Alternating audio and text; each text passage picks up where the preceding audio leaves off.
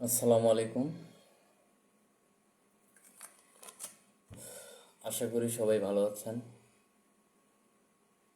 আমি আলহামদুলিল্লাহ ভালো আছি। আসলে একটি বিশেষ সতর্কতামূলক মেসেজ দেওয়ার জন্য হঠাৎ করে লাইভে আসলাম। যদিও আমি লাইভ টাইপ করে অভ্যস্ত না, যাই হোক। আর আমি সোশ্যাল মিডিয়ায় সাধারণত ব্যক্তিগত কোনো বিষয় শেয়ার করি না বা করতে চাই না, কিন্তু আমার সাথে ঘটে যাওয়া একটা অপ্রত্যাশিত প্রতারণার ঘটনা এবং তিক্ত অভিজ্ঞতা নিয়ে কয়েকদিন থেকেই ভাবছি যে আসলে বিষয়গুলো পাবলিশ করা দরকার, কারণ অনেকেরই কাজে আসতে পারে। কিন্তু আসলে কর্মব্যস্ততার কারণে সুযোগ হয়নি। যাই হোক,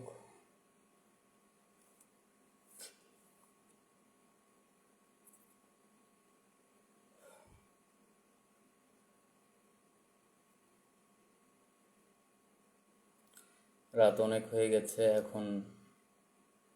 আসলে কয়জন অনলাইনে আছে আমি আসলে জানি না। যাই হোক, ভিডিওটা সেভ থাকবে, পরেও দেখা যাবে। তো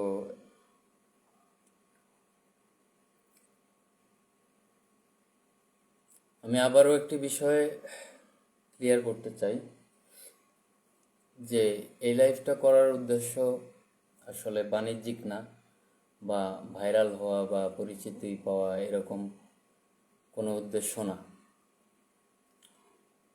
এটা একটা মেসেজ দেওয়ার উদ্দেশ্যে।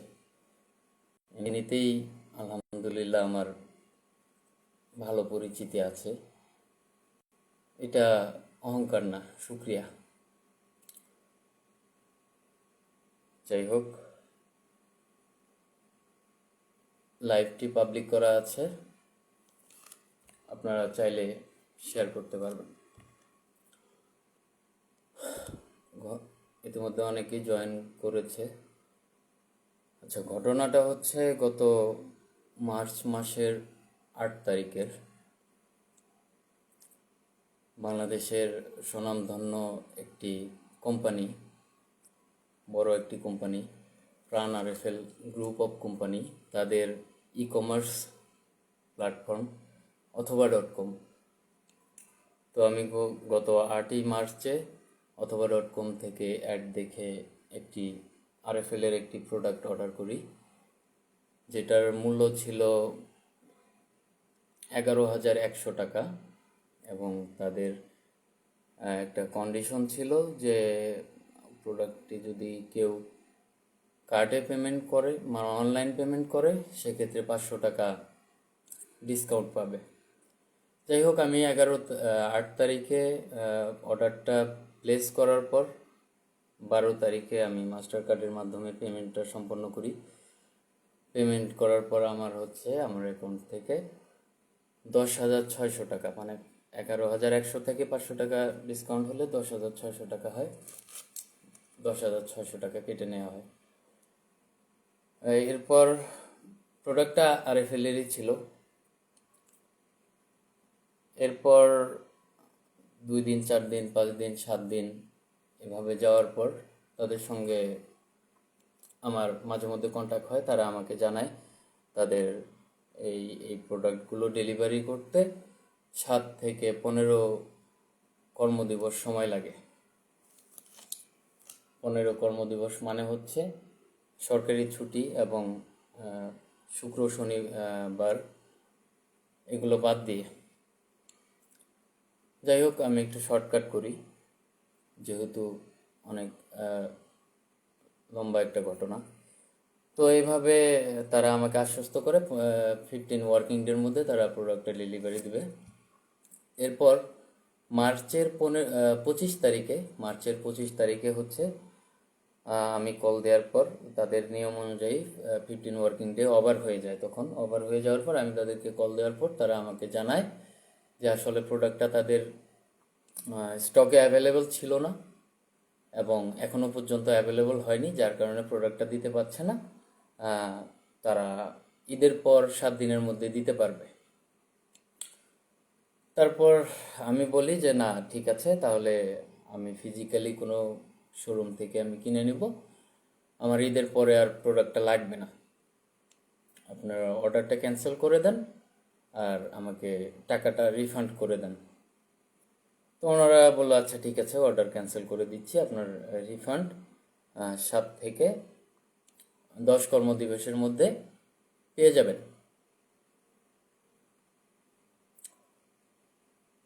এরপর হচ্ছে 26, 27, 28 তারিখ, তারপর ঈদের ছুটি শেষ হবার পর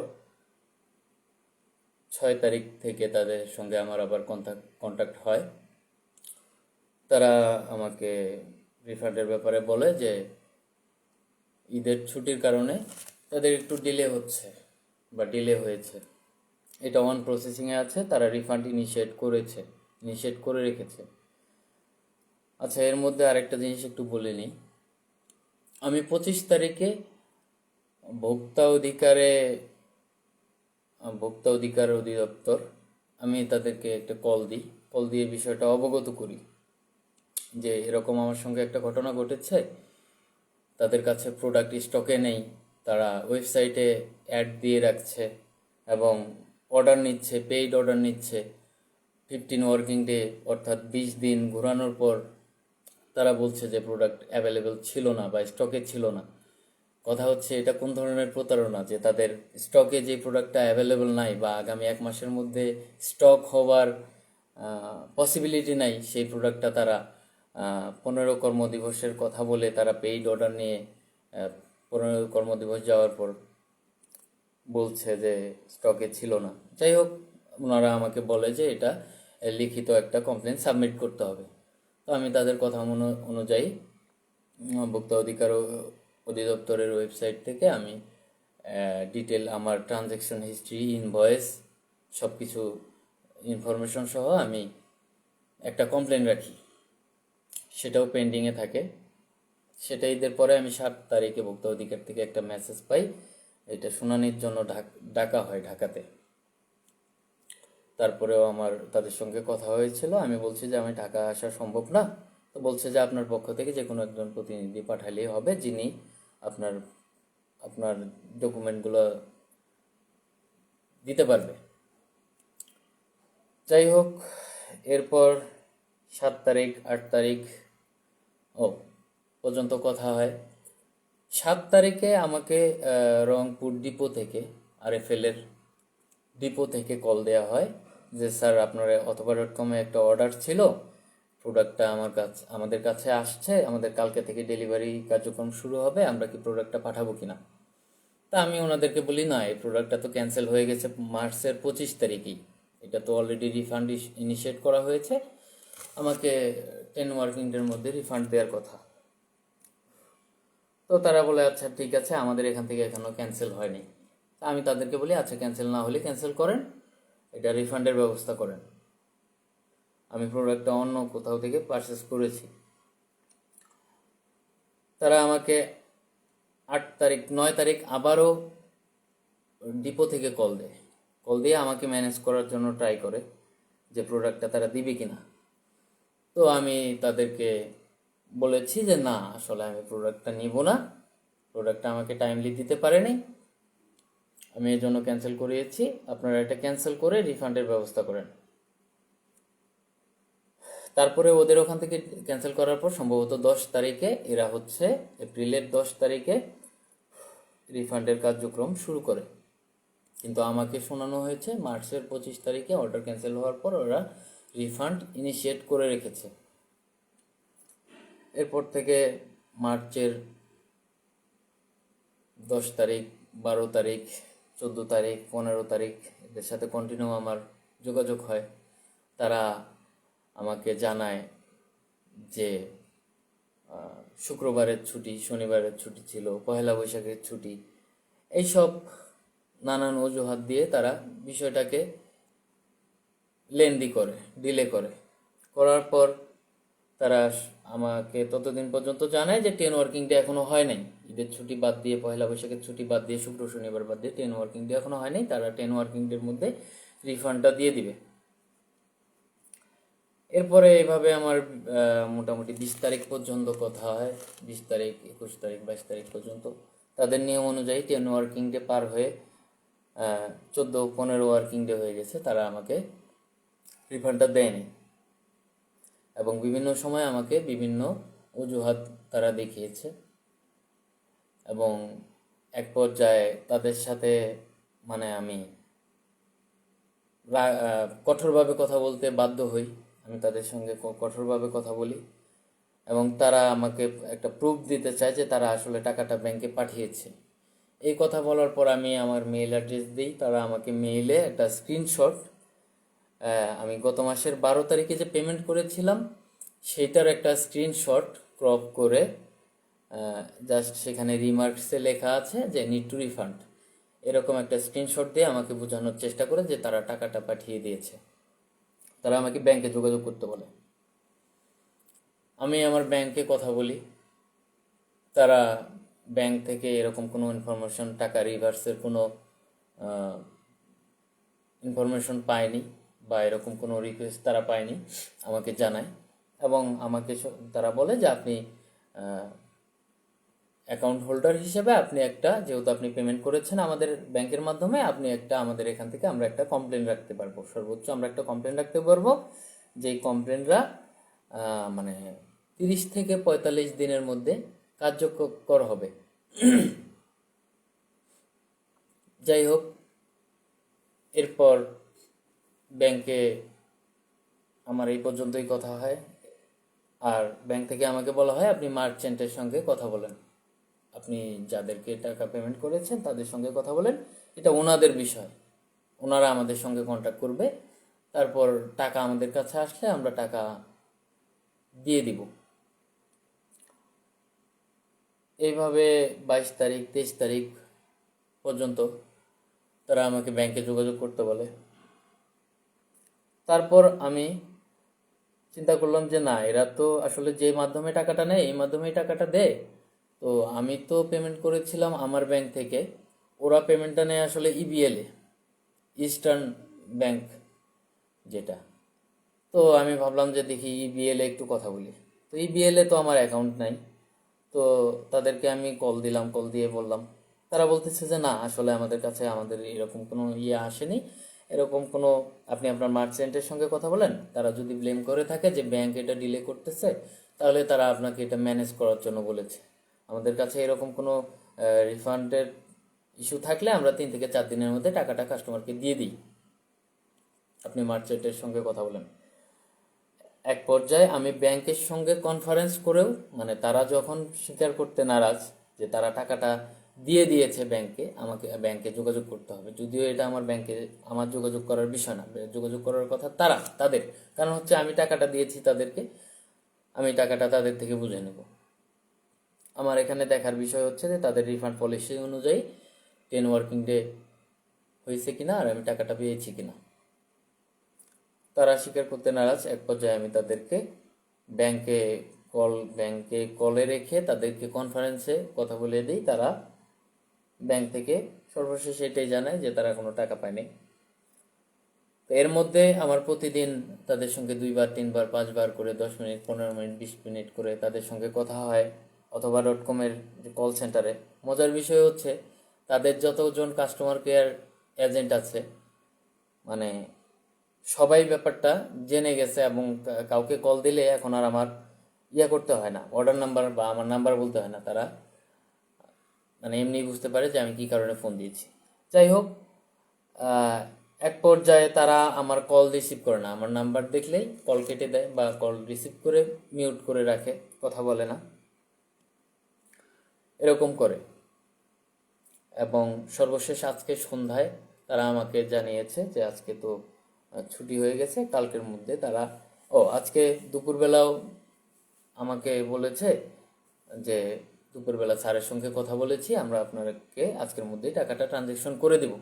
তারা টাকাটা দেয়নি, কল দিলে রিসিভ করে না, এরকম। তো সর্বশেষ 9টার সময় আমার একজনের সঙ্গে কথা হয়, তাদের কাস্টমার কেয়ার এজেন্ট অথবা এরকমের। তারা আমাকে এটাই জানায় যে তারা টাকা দিয়ে দিয়েছে। তো তাদেরকে আমি ফাইনালি এটাই বলেছি যে আপনারা যদি টাকা দিয়ে থাকেন অবশ্যই আপনাদের কাছে ট্রানজ্যাকশনের ইনফরমেশন আছে, আমাকে একটা তাহলে অ্যাপ্রুভাল সহ একটা মেমোরেন্ডাম দেন, আপনারা একটা স্মারকলিপি লিখিত দেন যেখানে sender account number, receiver bank account number, transaction ID number সহ কত তারিখে দিয়েছেন এগুলো ডিটেল লিখিত থাকবে। তাহলে আমি যে জিনিসটা নিয়ে আমি ব্যাংকে কমপ্লেন করতে পারবো বা আমি অ্যাডমিনিস্ট্রেটিভ একটা অ্যাকশন নিতে পারবো। তারা আমাকে বলে আচ্ছা ঠিক আছে, কালকে স্যারের সঙ্গে কথা বলে আমাকে জানাবে। তো ঘটনা এই পর্যন্তই। ব্যাপার হচ্ছে যে আমি মনে হয় একটু সময় বেশি নিয়ে ফেলেছি। আমার এই ঘটনার সারসংক্ষেপ হচ্ছে এটাই, সারমর্ম এটাই যে আপনারা যারা অনলাইনে কেনাকাটা করেন তারা অনলাইনে কখনোই পেমেন্ট করে কেনাকাটা করবেন না। যদি পসিবল হয় আপনারা ফিজিক্যালি শোরুম থেকে বা দোকান থেকে আপনারা কেনাকাটা করবেন। আর যদি অনলাইন থেকে কিনতেই হয়, কারণ যেখানে প্রাণ আরএফএলের মতো একটা কোম্পানি, এত বড় কোম্পানি যদি মানে বিশ্বস্ততা না রাখে তাহলে মানুষ নির্ভরযোগ্যতা পাবে কোথায়? মানুষ বিশ্বাস কাদেরকে করবে? প্রাণ আরএফএল গ্রুপ অফ কোম্পানি, তাদের একটি ই কমার্স সাইট অথবা .com, তাদেরকে পেমেন্ট করে যদি মানুষ এরকম ভোগান্তি হয় 1 মাস 2 মাস, তারা অর্ডার ক্যান্সেল করার পর তারা টাকা দিচ্ছে না, টাকা নিয়ে বিভিন্ন অজুহাত দেখাচ্ছে, টাকা নিয়ে ঘোরাচ্ছে, কাস্টমারকে হয়রানি করছে, এটা করে, তাহলে অন্যান্য কোম্পানিরা কি করবে? মানে কার উপরে মানুষ ভরসা করবে? তো আমার এটাই মেসেজ। প্রথম মেসেজ হচ্ছে আপনারা অনলাইনে কেনাকাটা করলে পেমেন্ট করবেন না, ক্যাশ অন ডেলিভারিতে কেনাকাটা করবেন। আর আরেকটা জিনিস আমি ভুলে গেছি এখানে বলতে, আজকে আমার ব্যাংকের পাশাপাশি ভোক্তা অধিকার অধিদপ্তরের হটলাইনে কথা হয়, তাদেরকে আমি আগের কমপ্লেনটার ব্যাপারে জানাই। তারা আমাকে নতুন করে একটা কমপ্লেন রাখতে বলে কিসের উপরে? হচ্ছে আমার এই রিফান্ড ইস্যুটার উপরে, আমি যে টাকা পাচ্ছি না, টাকা নিয়ে এরকম ঘোরানো হচ্ছে, এইটার উপরে আমার যাবতীয় ইনফরমেশন সহ তাদেরকে একটা কমপ্লেন সাবমিট করতে বলে। তো তাদেরকে আমি বলি যে আমার তো এর আগের কমপ্লেনটা 1 মাস সময় লেগে গেছে, তো আপনাদেরকে যদি আজকে আমি কমপ্লেন সাবমিট করি আপনারা তো আবার সেই 1-2 মাস সময় নেবেন। বলতেছে যে জি আসলে আমাদের এটা 30 থেকে 60 কর্মদিবস সময় লাগে। তাহলে প্রথমত আপনি অনলাইনে এরকম একটা আমি হয়রানির শিকার হয়েছি। দ্বিতীয়ত বাংলাদেশের ভোক্তা অধিকার অধিদপ্তর, ভোক্তা অধিকার আইন, তারা আমাকে ক্লিয়ার জানিয়ে দেয় যে ভোক্তা অধিকার অধিদপ্তর থেকে কোনো মানে হচ্ছে যে কি বলে যে তারা করে না, তারা জরুরি কোনো সেবা প্রদান করে না, তাদের 30 থেকে 60 কর্মদিবস সময় লাগে। এটা হচ্ছে তাদের নিয়ম।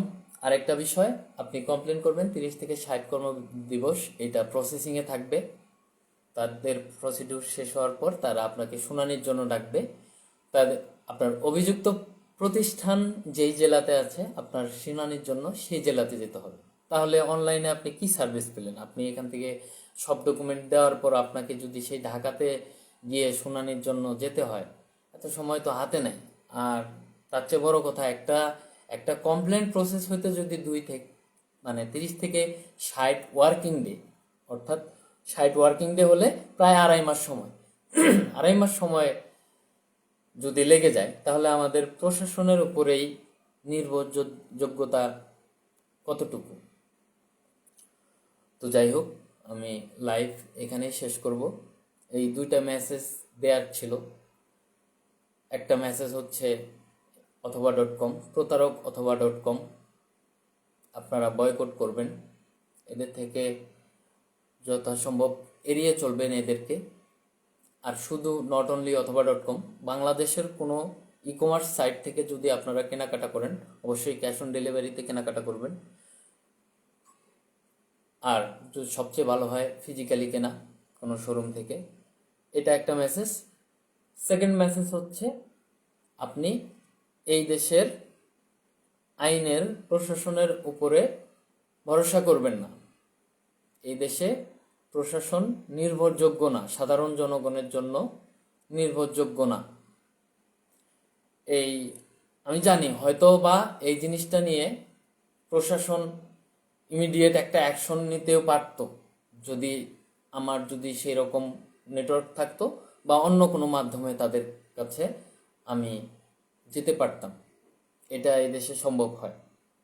আদারওয়াইজ ইথিক্যালি আপনি এই সেবাগুলো পাবেন না। বাংলাদেশের 999 সেবা বলেন আর ভোক্তা অধিকার সেবা বলেন, সব একই অবস্থা। ঠিক আছে, ভালো থাকবেন। এই দুইটা মেসেজ দেওয়ার ছিল, বিরক্ত করলাম। আল্লাহ হাফেজ।